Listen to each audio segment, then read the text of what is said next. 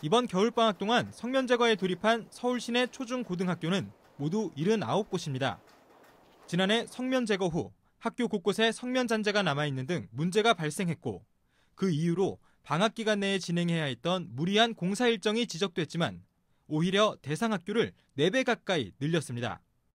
보다 빠르게 성면을 제거하겠다는 취지에서입니다. 대신 학부모가 작업 현장을 직접 감시할 수 있는 명예감시단 제도를 운영하고 잔재 발생을 줄이기 위한 개선된 작업 방식을 도입했습니다.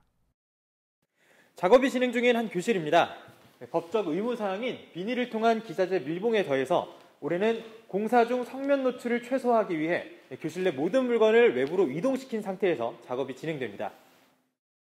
천장을 제외한 모든 측면이 비닐로 씌워진 상태에서 작업을 진행하고 발생 폐기물도 비닐에 담긴 상태로 옮겨집니다. 더 엄격한 절차를 위해 학교당 작업 예산도 늘렸습니다.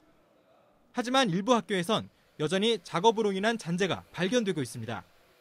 시공을 맡은 업체가 규칙대로 진행하지 않은 학교들입니다. 산업안전보건법에 성면 철거에 대한 아주 상세한 안전 규정이 돼 있습니다. 그리고 감리도 하게 돼 있고요.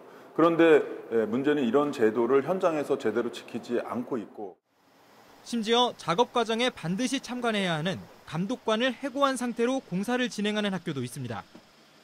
업체 측은 일정에 맞추려면 어쩔 수 없다는 입장입니다. 계약하신 분이 다른 또 일정이 있다 보니까 계약 연장이 안 돼가지고 오늘 아침에 작업한 게 보양하는 작업이 아마 잠깐 이어졌던 모양인데요. 시교육청도 이 문제를 알고 있지만 뚜렷한 해결책을 내놓지는 못하고 있습니다. 공사 기간을 늘리려면 학사 일정을 조정해야 하는데 학교장의 권한인데다 조정에도 한계가 있기 때문입니다. 다만 꾸준히 개선책을 찾는 중이라고 말했습니다. 예산 투입 시기를 좀 조정을 하면서 어차피 같은 규모의 돈을 들이더라도 좀 현장에서 좀 소화가 가능할 정도 이런 것들을 좀 계획을 세워보려고 하고 있습니다. 서울시교육청은 학생 안전을 위해 2027년까지 시내 모든 학교의 성면을 제거한다는 계획입니다. 그러기 위해선 매 방학마다 60곳 이상의 학교에서 공사를 진행해야 합니다. 하지만 뚜렷한 대안 없이 방학마다 진행되는 난림 성면 공사가 오히려 학생들의 건강을 위협하는 건 아닐지 고민이 필요한 순간입니다.